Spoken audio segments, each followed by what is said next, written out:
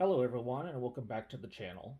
Today I'm going to be teaching you how to make a dry base like this one turn into an ice base just like this.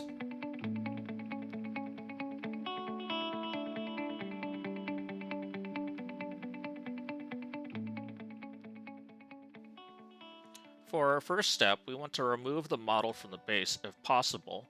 Watch the link above to learn how to rebase models.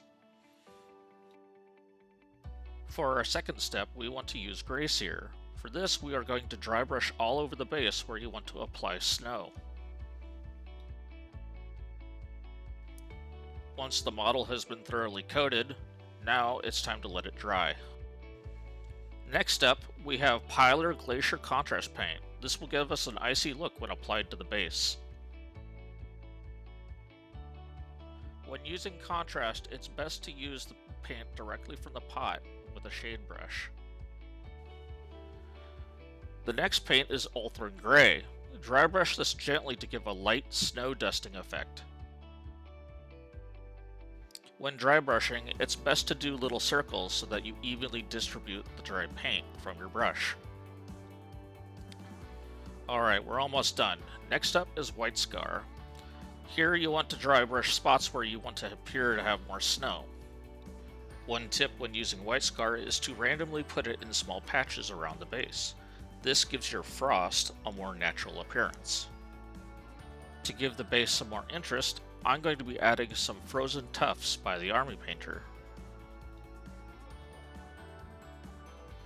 One tip I'd like to share is that even though there's a sticky back to these tufts, it's best to still use Elmer's glue to secure the tuft. Just like the frost patches, randomly placing tufts look more natural.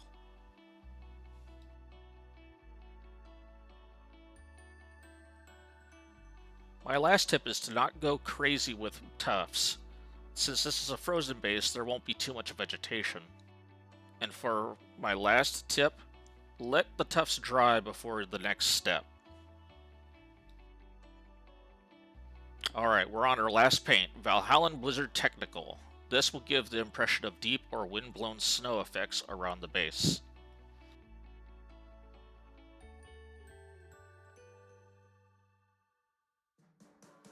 When applying Valhallan Blizzard, I found it substantially easier to use a brush to paint this on instead of the tools. You also want to put buildups of snow around rocks, bones, and tufts. This makes it look more natural. Lastly, you want to blend the edges of the snow patches back into the base for a clean look. This way it doesn't look like it's been placed on there and instead blends from the base. And with that, we can now put it all together by using a small amount of superglue to fix the model back in place.